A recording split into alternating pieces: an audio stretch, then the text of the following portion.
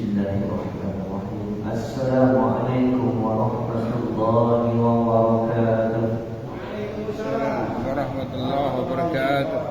Alhamdulillah illadzi hadana li hadza wa ma kunna linahtadiya laula an hadana Allah. Asyhadu an la ilaha illallah wa asyhadu anna Muhammadar Rasulullah. Allahumma shalli wa sallim wa barik ala sayyidina Muhammadin wa ala alihi wa sahbihi ajma'in, amma ba'd. Rabbi shrah li sadri wa yassir li amri wa hlul 'uqdatam min lisani yafqahu qawli. Masyaallah muslimin jamaah Masjid At-Taqwa, ya Allah, puja dan puji syukur mari kita panjatkan kepada Allah Subhanahu wa taala atas segala limpahan nikmat dan karunia yang diberikan kepada kita. Salawat serta salam semoga tercurah kepada junjungan kita Nabi Muhammad sallallahu alaihi wasallam. Semoga kita selalu istiqomah menjalankan sunnah-sunnahnya sampai akhir hayat kita, dan semoga izin Allah kita bisa berjumpa dengan baginda Rasulullah di yaumil akhir.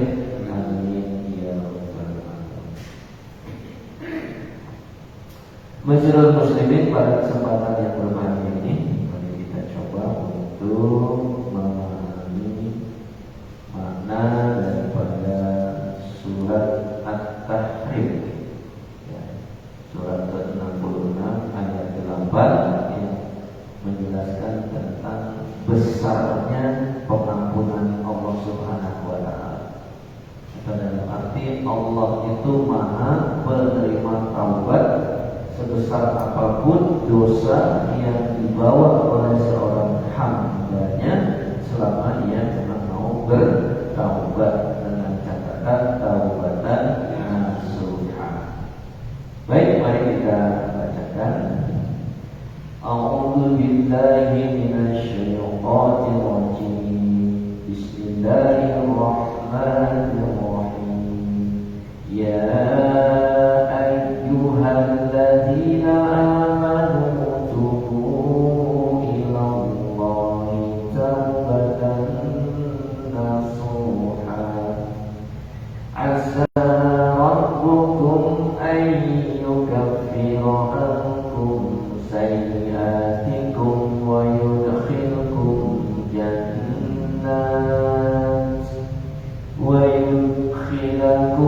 jannat tajri min tahtiha al-anhar yawma la yukhzillahu an-nabiyya wal-ladhina amanu ma'ah nuruhum yas'a baina aydihim wa bi aymanihim yaquluna rabbana aslim lana nurana waghfir lana innaka ala kulli syai'in qadir.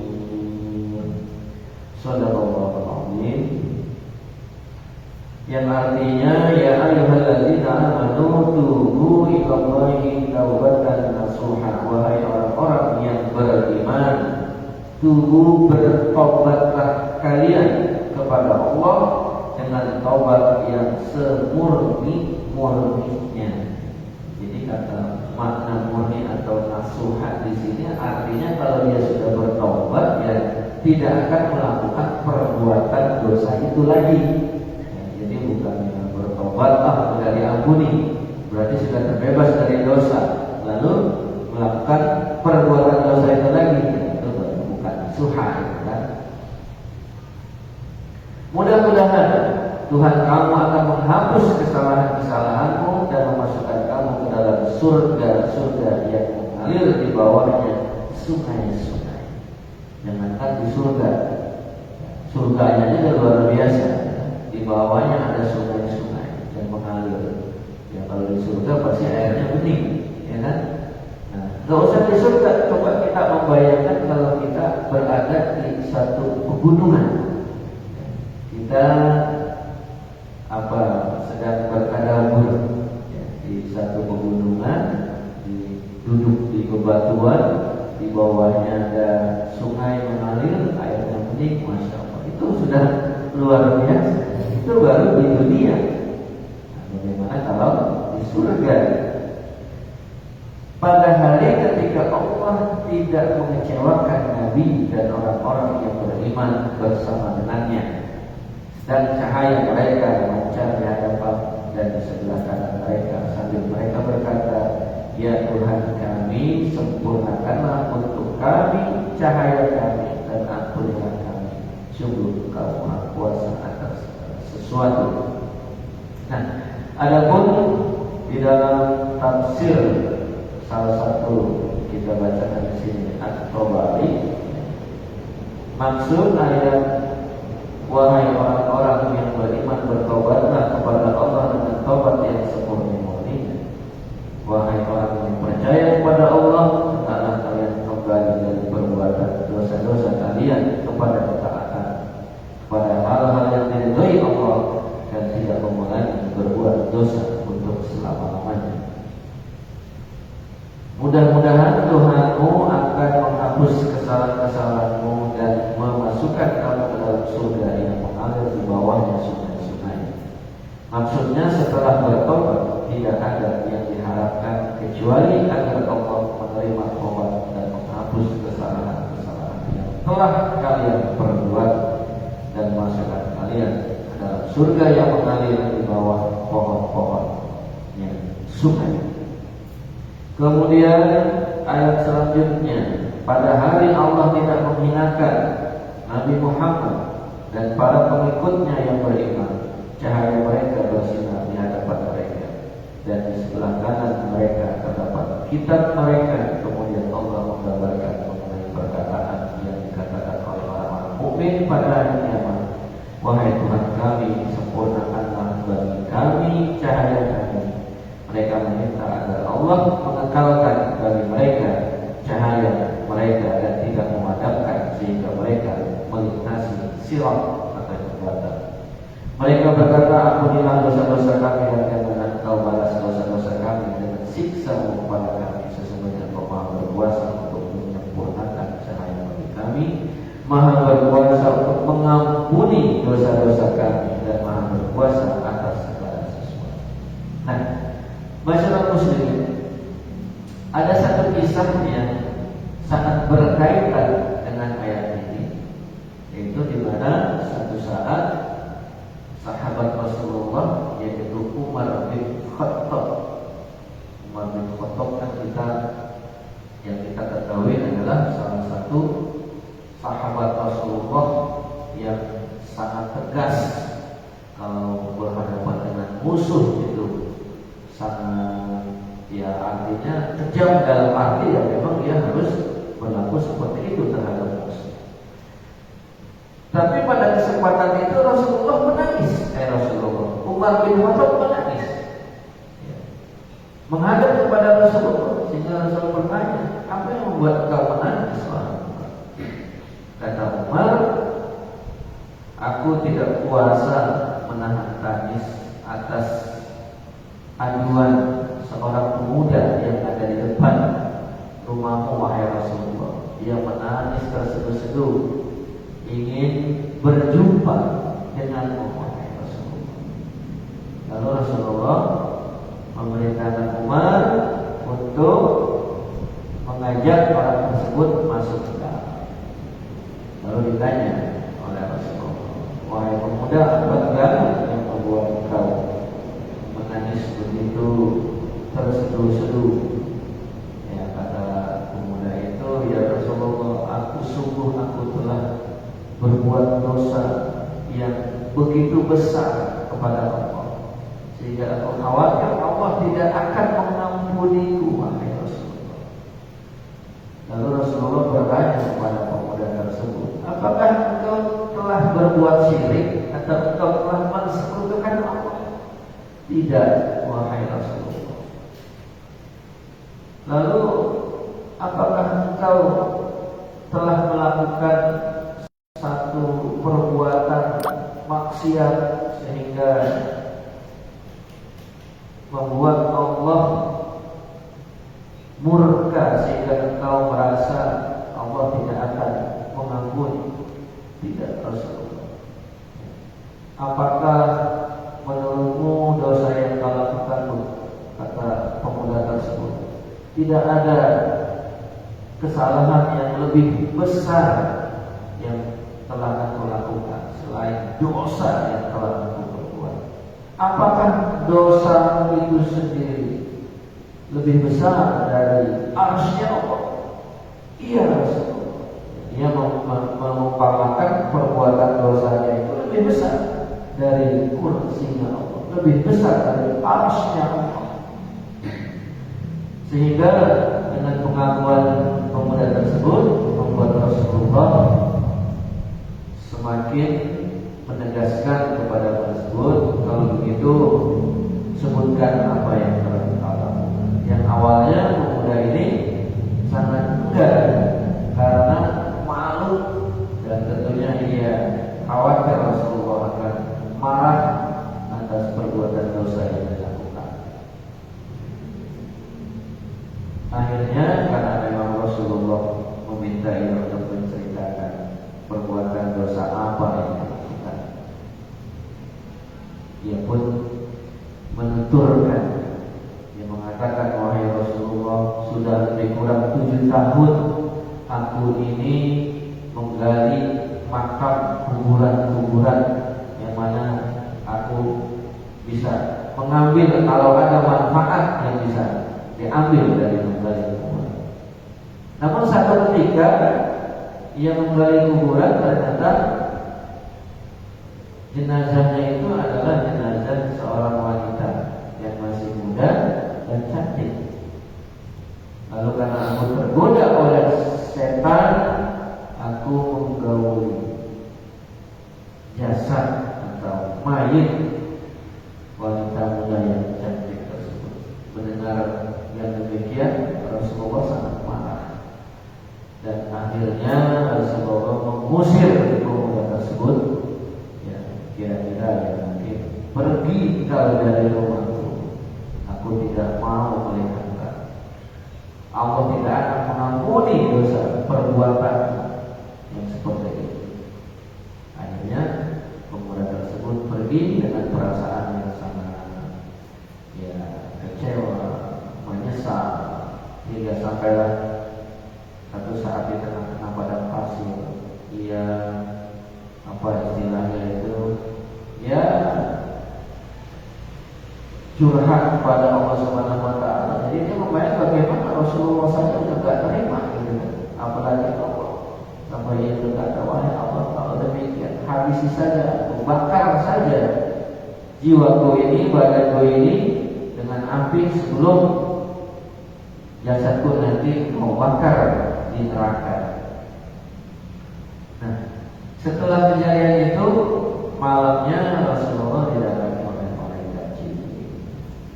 Lalu malaikat Jibril itu berkata, ada pesan dari Allah, wahai Rasulullah. Iya, apa pesannya? Allah bertanya, apakah engkau yang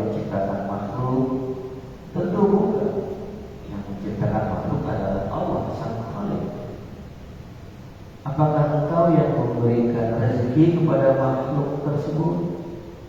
Tentu bukan. Yang maha memberi rezeki adalah makhluk.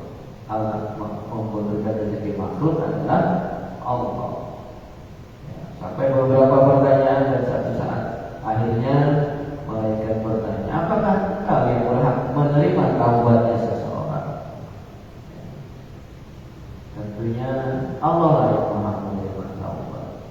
Lalu kata malaikat, oleh karena itu Allah berpesan, kenapa engkau memperlakukan seperti itu terhadap seorang hamba yang aku kirimkan untuk menemuimu dalam rangka ingin bertobat, tapi engkau usir dia, seolah-olah engkau menyatakan dia tidak akan diampuni, padahal engkau bukan orang atau bukan zat yang berhak menerima taubat seseorang.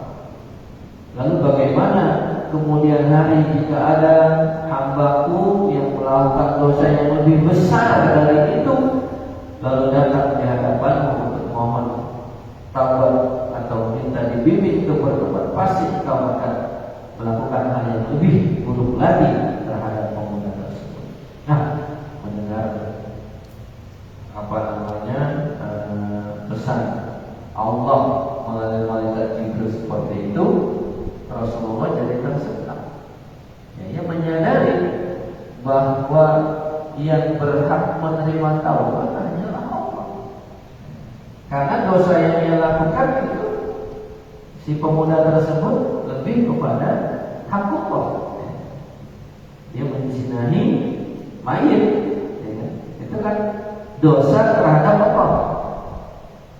Kecuali kalau dia ada melakukan satu perbuatan yang menzalimi sesama manusia, maka dia harus meminta maaf dulu kepada manusia yang dizalimi.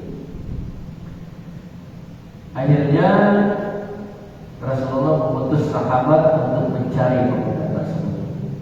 Maka dicarilah dan ditemukan pemuda tersebut sedang berada terseduh-seduh tersungkur di padang pasir.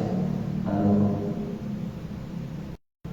sahabat yang diutus mengajak pemuda tersebut untuk menghadap Rasulullah, bahwa pesan Rasulullah telah mendapatkan wahyu dari Allah Subhanahu wa taala bahwa engkau akan diterima taubatnya oleh Allah Subhanahu wa taala. Lalu dibawalah pemuda tersebut ke rumah Rasulullah dan didapati Rasulullah baru saja memulai sholat berjamaah. Kemudian sahabat dan pemuda yang berjamaah tersebut langsung ikut sholat berjamaah, bermakmum dengan Rasulullah.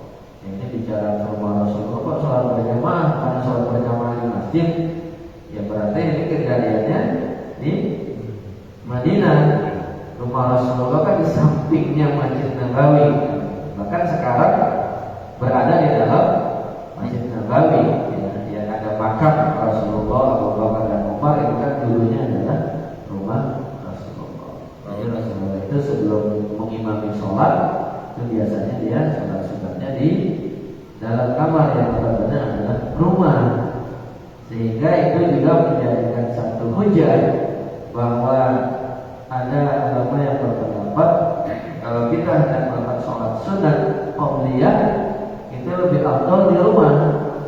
Jadi sebelum qomat kita sholat sunat qobliyah di rumah. Kalau rumahnya dekat, gitu ya, kayak Pak Samijo rumahnya sebelah masjid yang buru, gitu kan. Siapa Pak Mitan, gitu kan.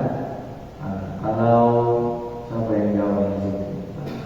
Kalau Bapak Karim kan agak jauh ya, saya juga agak jauh ya. Sebaiknya di sini supaya. Nah,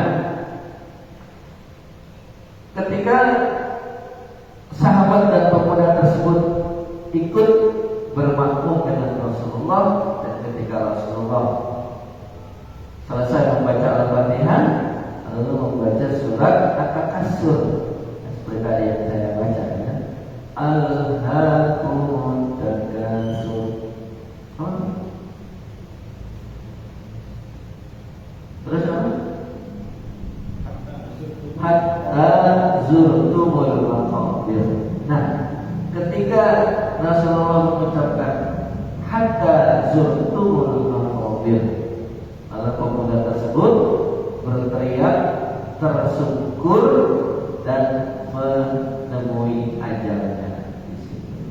Nah, di dalam kisah atau di dalam riwayat selanjutnya dikatakan bahwa Allah telah mengampuni pemuda tersebut dan pemuda tersebut dimasukkan ke dalam surga Allah bersama orang-orang yang mendapatkan maghfirah dari Allah Subhanahu wa taala.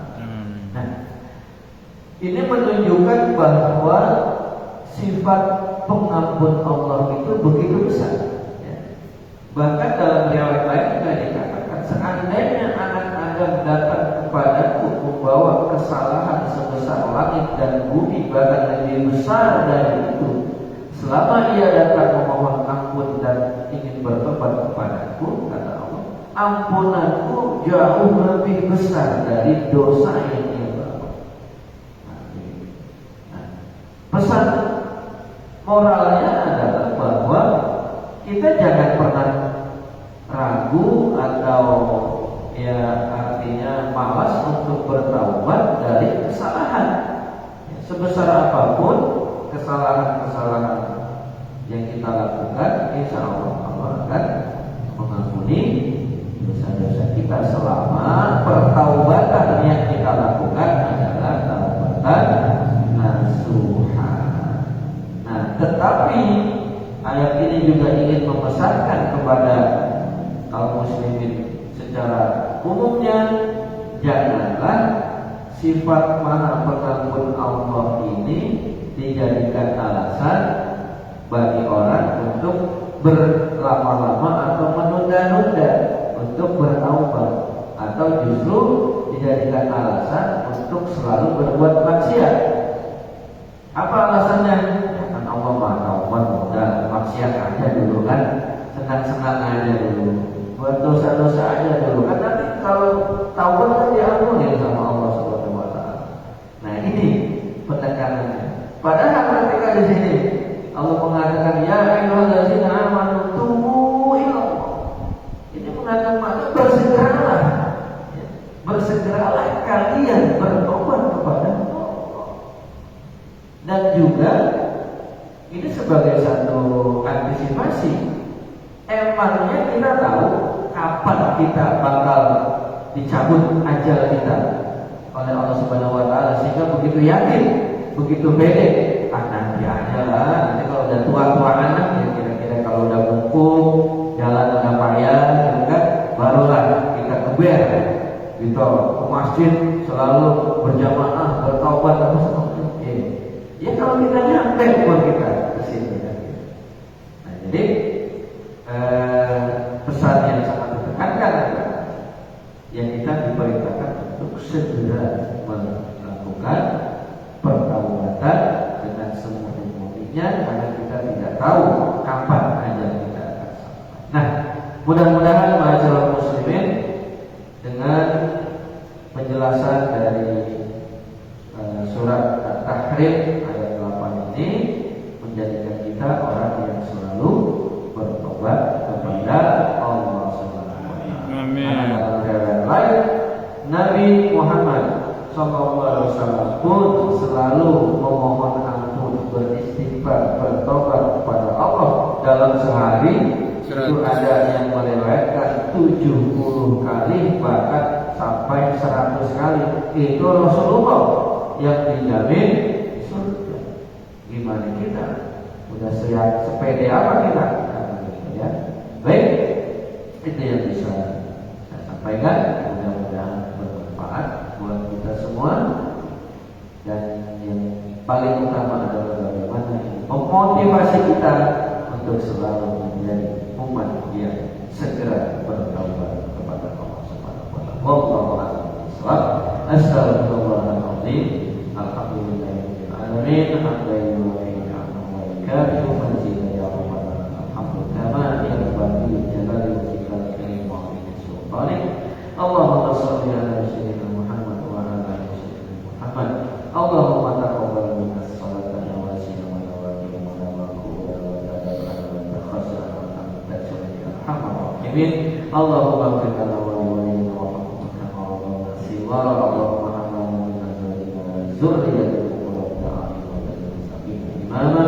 Rabbi ij'alna muqimas sholati wa min dhurriyyatina rabbana wa taqabbal du'a. Rabbana la tuzigh qulubana ba'da idh hadaytana wa hab lana atina fid dunya hasanah wa fil akhirati hasanah. Alhamdulillah Rabbil alamin. Bila taufiq wa hidayah. Wassalamualaikum warahmatullahi wabarakatuh. Waalaikumsalam warahmatullahi wabarakatuh.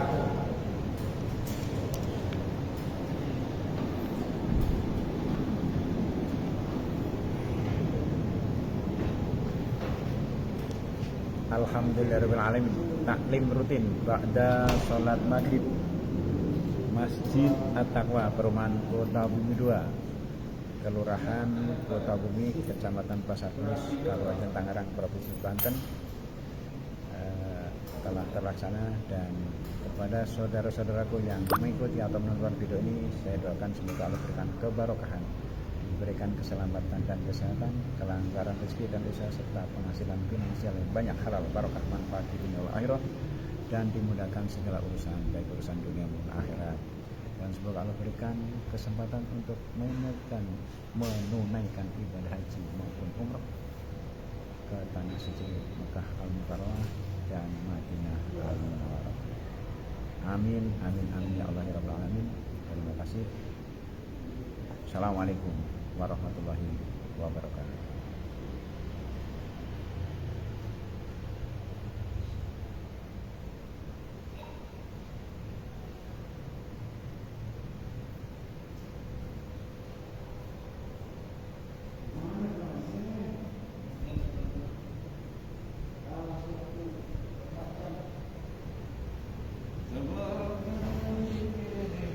Untuk keistiqomahan kita baca surat Tabarok atau Al-Mulk.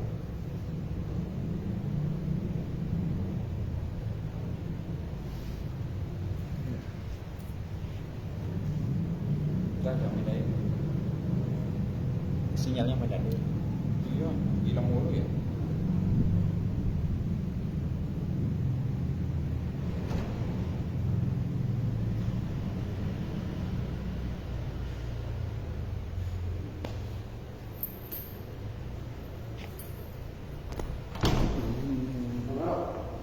Barok nungguin Pak Mardiono. Ya.